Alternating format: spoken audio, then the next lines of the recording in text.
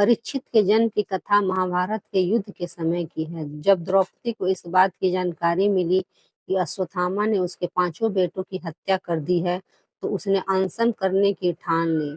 द्रौपदी ने प्रण लिया कि वह अपना अनशन तभी तोड़ेगी जब तक कि अश्वत्थामा के सिर पर लगी मणि उसे नहीं मिल जाती। जब अर्जुन को इसकी जानकारी मिली तो वे अश्वत्थामा से युद्ध करने निकल गए। दोनों के बीच भयंकर युद्ध शुरू हो गया। अर्जुन को मौत के घाट उतारने के लिए अश्वत्थामा ने अपना ब्रह्मास्त्र निकाला। यह देख अर्जुन ने भी अपना बचाव करने के लिए ब्रह्मास्त्र का प्रयोग किया। तभी वहां नारद और ऋषि व्यास पहुंचे और उन्हें ब्रह्मास्त्र का इस्तेमाल करने से मना किया। इसके बाद अर्जुन ने अपना ब्रह्मास्त्र वापस कर लिया, लेकिन अश्वत्थामा ने ऐसा नहीं किया।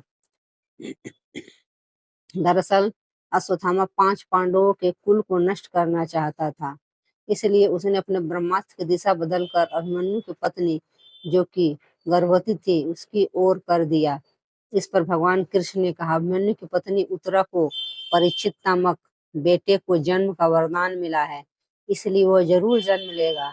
अगर वह मरा हुआ भी पैदा हुआ तो मैं उसे जीवन दान दूंगा और वह बड़ा होकर एक सम्राट बनेगा, महान सम्राट बनेगा, जबकि तुम 3000 वर्ष तक इस पाप को ढोते रहोगे।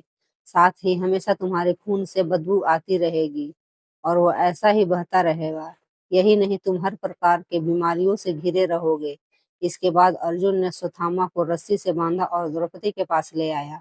अश्वत्थामा की हालत देखकर द्रौपदी को दया आ गई। उसने अर्जुन से उसे छोड़ने की अपील की, मगर भगवान कृष्ण ने ऐसा नहीं होने दिया और उन्होंने अर्जुन को आदेश दिया कि उसके सिर से मणि निकाल ले और द्रौपदी को दे दें। इधर ब्रह्मास्त्र से गर्भ में जाते ही उत्तरा को तेज दर्द होने लगा। यह देख भगवान कृष्ण ने अपना छोटा रूप धारण किया और उत्तरा के गर्भ में दाखिल हो गए। कृष्ण का छोटा रूप एक अंगूठे के बराबर ही था। वे शंख, गदा, चक्र और पद्म सब कुछ धारण किए हुए थे। उत्तरा के गर्भ में अश्वत्थामा द्वारा छोड़े गए ब्रह्मास्त्र की आग को शांत कर रहे थे।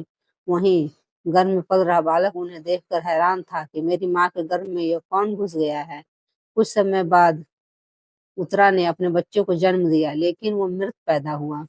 यह देख वह रोने लगी। उसने भगवान श्री कृष्ण से कहा, हे नारायण, आपने तो कहा था कि मेरे बेटे पर ब्रह्मास्त्र का असर नहीं होगा और वह जीवित ही पैदा होगा। वह सालों तक अमर होकर राज करेगा, लेकिन यह तो मरा पड़ा है। इसे जीवित करने की कृपा करो प्रभु। उत्तरा की बात सुनकर भगवान कृष्ण तुरंत प्रसूति गृह में प्रवेश किया और कहा, हे पुत्री, तुम दुखी ना हो, तुम्हारा बेटा जरूर जीवित होगा। मैंने खुद इसके जीवन की रक्षा की है। इसके बाद कृष्ण भगवान ने मृत बालक पर अमृतमयी नजरें डाली और कहा, अगर मैंने जीवन में कभी झूठ का साथ नहीं दिया है और हमेशा ब्रह्मचर्य के नियमों का पालन किया है, कभी किसी लड़ाई में अपनी पीठ नहीं दिखाई है, ना ही कभी अधर्म का साथ दिया है तो अभी इसी समय अभिमन्यु के ये पुत्र जो मरा पड़ा है वह जीवित हो जाए। इतना कहने के बाद कृष्ण ने जब उस मृत बालक पर अपना हाथ डाला तो वह जीवित हो गया और रोने लगा। इसके बाद भगवान कृष्ण ने ब्रह्मास्त्र को वापस ब्रह्मलोक भेज दिया। यह चमत्कार देख सभी स्त्रियां आश्चर्यचकित हो गई। इसके बाद भगवान कृष्ण ने अभिमन्यु के पुत्र का नाम परीक्षित रखा। इसके पीछे का कारण था कि वह बालक कुरुकुल के नाश होने पर जन्मा था।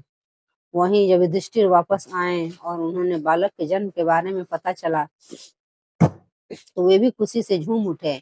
इस खुशी में उन्होंने हाथी, घोड़े, अन्न, गाय आदि दान दिए। इसके बाद उन्होंने ज्योतिष को बुलाया और बच्चे के भविष्य की जानकारी ली। इस पर ज्योतिष ने कहा, यह बालक प्रभु श्री कृष्ण चंद्र का भक्त कहलाएगा।